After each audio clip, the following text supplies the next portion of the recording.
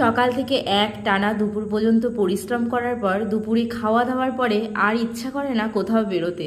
দুপুরে খাওয়া দাওয়ার পর একটা ভাত ঘুম সবারই আসে দেখবে। সেই সময়টায় ঘুমোই আর না ঘুমোই একটুখানি মনে হয় বেশ বিছানায় শুয়ে একটু গড়াগড়ি দিই, তাই না?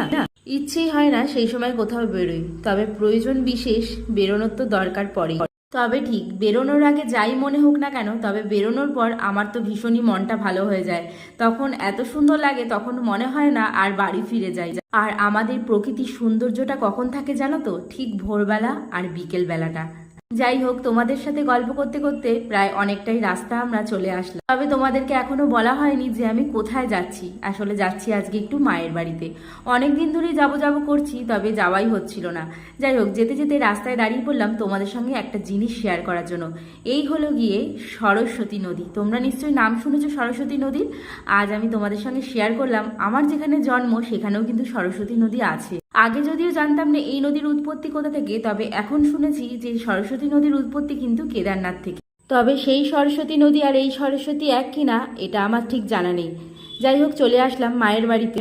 তো এসছি প্রায় অনেকক্ষণই হয়ে গেছে, প্রায় 1-1.5 ঘন্টা। আজ যেহেতু একটু সময় হাতে নিয়ে এসছি, তাই বেশ কিছুক্ষণ বসে একটু গল্প করছিলাম। মা যদিও অনেকক্ষণ ধরেই বলছিল যে কিছু খাওয়া, অনেকক্ষণ এসেছিস কিছু খাসনি, কিন্তু আমরা যেহেতু দুপুরবেলা খেয়ে দিয়েই বেরিয়েছি, তাই সেভাবে খিদেটা হয়নি, তাই খাওয়া হয়নি। দেখো বন্ধুরা, মায়ের বাড়িতে এসছি কিসের জন্য জানো? এই যে মায়ের হাতে লুচি আর ছোলার ডাল খাওয়ার জন্য। এর স্বাদই হচ্ছে আলাদা। যতই নিজে বাড়িতে একা নিজের হাতে বানিয়ে খাই না কেন, মায়ের হাতে স্বাদই আলাদা। না, আবার আলুর দমও করেছো? আলুর দমটা তো তুমি আরো মারাত্মক বানাও। ওফ, সব থেকে বেশি ভালো লাগে যখন পুরী যাই আমরা, রাত্রেবেলায় ট্রেনে ওঠার আগে এরকম আলুর দম আর লুচি করে নিয়ে যায় মা। দারুণ, সেই রকমই ঠিক আলুর দমটা বানিয়েছে। বেশ শুকনো শুকনো, একদম হেভি লাগে আমার এরকম শুকনো শুকনো আলুর দম।